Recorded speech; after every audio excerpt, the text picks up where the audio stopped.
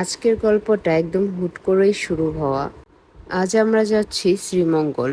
সে রাতে আমাকে হঠাৎ করে বলল, চলো সিলেট যাই। আমি তো অবাক হলাম, অবাক হয়ে বললাম, ঠিক আছে চলো। জীবনে সবকিছু তো আর প্ল্যান মতো হয় না, তাই না?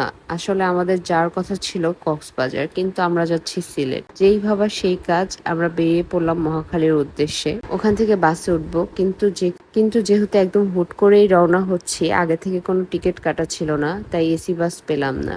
আমরা একটা বাসই পাই, সেটা হচ্ছে বিলাস। এখানে একটা কথা না বললেই না, আপনারা যদি এমন পরিস্থিতিতে পড়েন, কখনো ভুলেও বিলাস বাসে উঠবেন না। আমরা বাসের টিকিট কাটি 3টায়, যেহেতু বাস ছাড়ার কথা ছিল 4:30 বাজে, তো আমরা টেস্টি ট্রিটে একটু খাবার খেয়ে সময় পার করছিলাম। আমি এমনিতেও বাস জার্নি তেমন করতে পারি না, বাসে উঠলে অসুস্থ হয়ে পড়ি। সেখানে 5:30 বেজে যাচ্ছিল, তখনও বাস ছাড়ছিল না। আমাদের বাস ছাড়ে 6:30টার দিকে, আর তারা বলছে বাস নষ্ট হয়েছে। এগুলো নিয়ে যাত্রীরা খুবই রাগারাগি করে। তবুও সব কষ্ট একদমই মুছে গেল যখন বাস এলিভেটর এক্সপ্রেসে উঠলো। ভিউটা এত সুন্দর ছিল, ভাষায় প্রকাশ করার মতো না। ঢাকা শহর সন্ধ্যাবেলা যে এত সুন্দর লাগে, এটা আজকেই আমি উপলব্ধি করতে পারলাম। আলো ঝলমল শহরটা এত সুন্দর লাগছিল। সন্ধ্যাবেলা আকাশটা কি সুন্দর হয়েছিল। এত সুন্দর ভিউ এলিভেটর এক্সপ্রেস থেকে। আপনারা অবশ্যই উঠবেন এবং ঘুরে দেখবেন যে কত সুন্দর লাগে এলিভেটর এক্সপ্রেস থেকে। বিয়ের পর এই নিয়ে দ্বিতীয়বার আমার সিলেটে যাওয়া।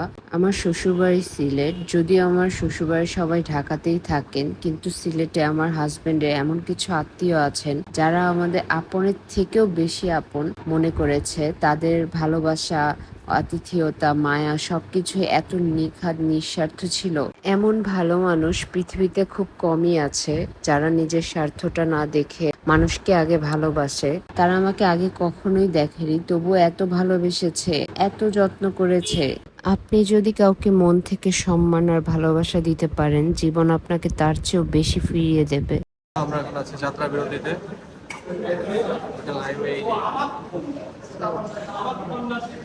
এখন বাজে অলমোস্ট 11টা 2। আমরা এখন মাধবপুর আছি। মাধবপুর থেকে হাসাগঞ্জ, তারপর রশিদপুর। আমাদের 20 মিনিটের যাত্রা বিরতি ছিল। এখানে আমরা একটু চা পরোটা খাই, নাস্তা করি। এরপর কিছুক্ষণের মধ্যেই আমাদের বাস ছেড়ে দেয়।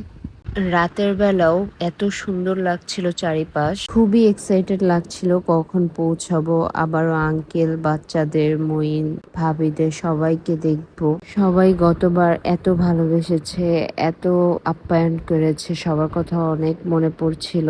ভাইয়া যদিও দেশে ছিল না, তবুও তার অনুপস্থিতিটা একটুও বুঝতে দেয়নি। আসলে এই জার্নিটা শুধুই ঘোরার জন্য না, সবার সাথে দেখা হবে, আবারও গল্প হবে। শেষে একটা কথাই বলবো, ভালোবাসা কখনো টাকায় কেনা যায় না। ভালোবাসা নির্ভর করে আপনার আচরণ এবং মানসিকতার উপর। আপনি যেমন, আপনি মানুষের কাছ থেকে ঠিক তেমনটাই পাবেন।